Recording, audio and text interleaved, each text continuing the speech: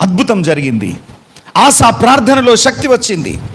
కూషి దేశస్థుడైన జెరహు శత్రువులు వేవేల మంది సైన్యముతో దండెత్తి వచ్చినప్పటికీ ఆసా చేసిన ప్రార్థనకు దేవుడు దిగివచ్చి శత్రువులను తన ఎదుటనే మొత్తివేశాడు.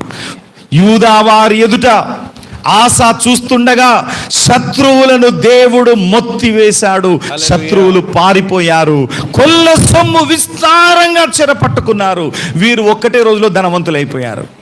నీ శ్రమ వెనకాల ఆశీర్వాదం వస్తుంది. నీ శ్రమ వెనకాల ఐశ్వర్యం వస్తుంది. నీ శ్రమ వెనకాల సమృద్ధి వస్తుంది. నీ శోధన వెనకాల గొప్ప ఆశీర్వాదం దిగి వస్తుంది. నీవు ఇప్పుడు అనుకుంటున్నావు, ఇదిగో భయంకరమైన శ్రమ ఉంది, భయంకరమైన అప్పు ఉన్నది, భయంకరమైన వేదన ఉన్నది, భయంకరమైన కష్టాల కొలిమిలో కాలిపోతున్నాను అని నువ్వు అనుకుంటున్నావు. ఇలాంటి భయంకరమైన సమయంలోనే పూర్తిగా నువ్వు దేవుని మీద ఆధారపడాలి. ఆసా ఏ విధంగా దేవుని మీద ఆధారపడ్డాడు? ఆసా యథార్థ